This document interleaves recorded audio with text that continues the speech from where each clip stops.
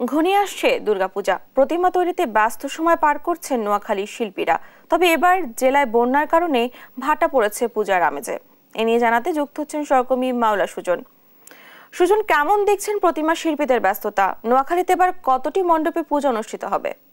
ডানা, আপনি বলছিলেন দুর্গা পূজার কথা। আর কিছুদিন পরেই শুরু হতে যাচ্ছে সনাতন ধর্মাবলম্বীদের প্রধান উৎসব, যেটি দুর্গা পূজা। আগামী 2 অক্টোবর মহালয়ার মাধ্যমে এই দুর্গা পূজা শুরু হতে যাচ্ছে। এরপরে 9 নম্বর থেকে ষষ্ঠী পূজার মাধ্যমে সনাতন ধর্মাবলম্বীদের উৎসব, যেটি দুর্গা পূজার মূল উৎসব, সেটি শুরু হতে যাবে। তো আপনি নিশ্চয়ই দেখতে পাচ্ছেন যে এখানে প্রতিমা তৈরিতে ব্যস্ত প্রতিমা কারিগররা। তারা প্রতিমা বানাচ্ছেন। এখন আপাতত মাটির কাজ চলছে। তো তারা জানিয়েছেন যে আগামী 2-1 দিন পরে তুলির আঁচড় অর্থাৎ রঙের কাজ শুরু হবে প্রতিমাকে সাজানোর জন্য। এই প্রতিমাকে তারা সাজিয়ে তুলবেন বিভিন্ন রঙে, বিভিন্ন বর্ণিল সাজে। তো নোয়াখালী জেলা পূজা উদযাপন পরিষদ সূত্রে যেটি জানতে পেরেছি, এবছর নোয়াখালীতে প্রায় 185টি মণ্ডপে দুর্গা পূজা অনুষ্ঠিত হবে।